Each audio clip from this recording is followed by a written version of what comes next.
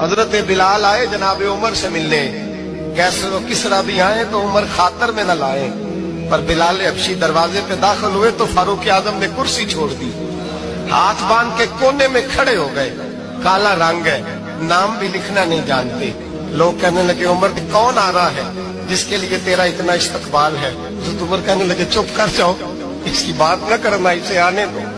حضرت سیدنا بلال آئے، کہنے لگے امیر المومنین کیا کر رہے ہو؟ فرمایا نہیں چپ کر یا، بازو پکڑا، اپنی کرسی پہ بٹھایا۔ حضرت بلال کہنے لگے حضور میں غلام ہوں، مجھے تو طریقے بھی نہیں آتے ان کرسیوں پہ بیٹھنے کے، میں تو غریب ماں کا بیٹا، غلام باپ کی اولاد، یہ آپ کیا کر رہے ہیں؟ حضرت عمر کہنے لگے بلال تھا تو غلام ہی، پر جب سے مصطفیٰ کا غلام بنا ہے تو ہمارا امام بن گیا ہے، اب تو امام ہے رسول اللہ کی امت کا۔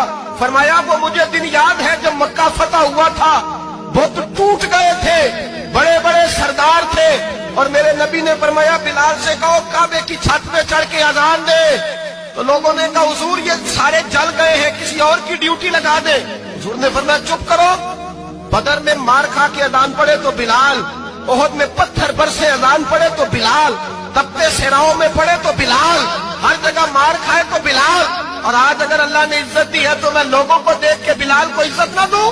فرمایا کوئی اوپر نہیں چڑھے گا، ابو بکر بھی نیچے، عمر بھی نیچے، عثمان و علی، طلحہ اور زبیر بھی نیچے۔ آج یہ حبشی غلام کعبے کی چھت پہ چڑھے گا اور میں دنیا کو بتاؤں گا کہ اصل عزت اسی کے پاس ہوتی ہے جو رسول اللہ